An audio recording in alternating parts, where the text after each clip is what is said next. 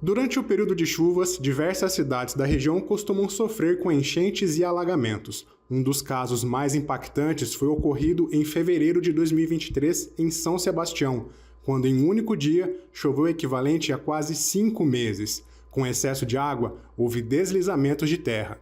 Casas vieram abaixo, causando mais de 60 mortes. Milhares de pessoas tiveram que deixar as residências devido ao risco de novos acidentes. Outras regiões do país também sofreram grandes impactos. Em maio deste ano, mais de 400 cidades do Rio Grande do Sul foram atingidas pelas chuvas, deixando famílias ilhadas, aguardando resgate pela água ou pelo ar. Diante desse cenário, os satélites fornecem informações que ajudam a visualizar a extensão dos impactos causados por esses desastres.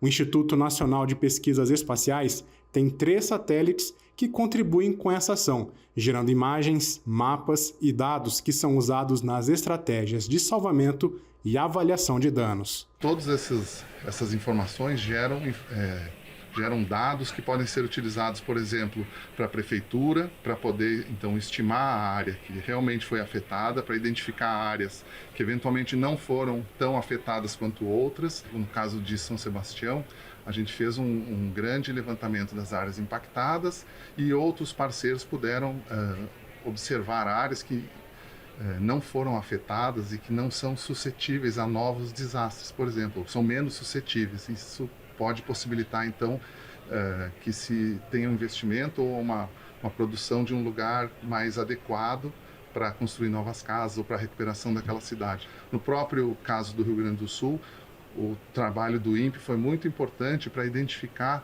áreas que realmente foram afetadas pelas chuvas. Nem todas as áreas foram afetadas, mas como o governo disponibilizou, por exemplo, um recurso para a recuperação dessas famílias, a gente precisava ter uma forma de colaborar para essa avaliação, se o pedido era, de fato, num lugar que realmente precisava.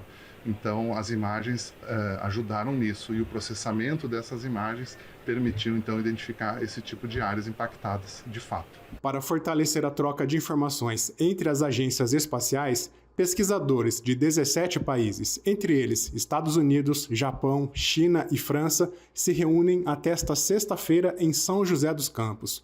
O grupo atua para facilitar a troca de dados produzidos pelos satélites. A novidade é que a partir desta semana e durante 6 meses, o Brasil vai liderar o consórcio dessas agências através do INPE, posição até então ocupada pela Alemanha e que depois desse período será transferida à Índia.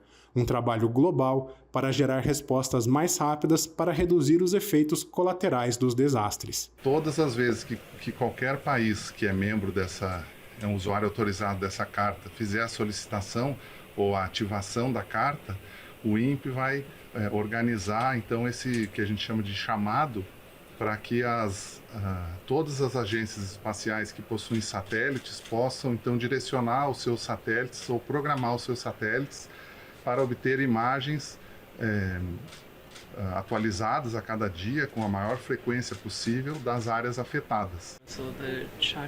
A grande força dessa colaboração vai justamente para que o trabalho chegue até as pessoas sem que qualquer tipo de decisão política ou relação bilateral possa diminuir o trabalho ou a resposta no campo, né, para aqueles que mais precisam na hora de um desastre. Durante esse encontro em São José dos Campos, o consórcio foi acionado para direcionar os satélites para acompanhar a movimentação do furacão Milton, que atingiu os Estados Unidos nesta semana com ventos de quase 200 km por hora. As informações podem ser utilizadas para medir os estragos e também para acompanhar a movimentação do furacão, o que é importante até mesmo para traçar novos planos de evacuação, caso seja necessário. Aí, como a gente vê, a tecnologia é fundamental nesse trabalho de resposta aos desastres.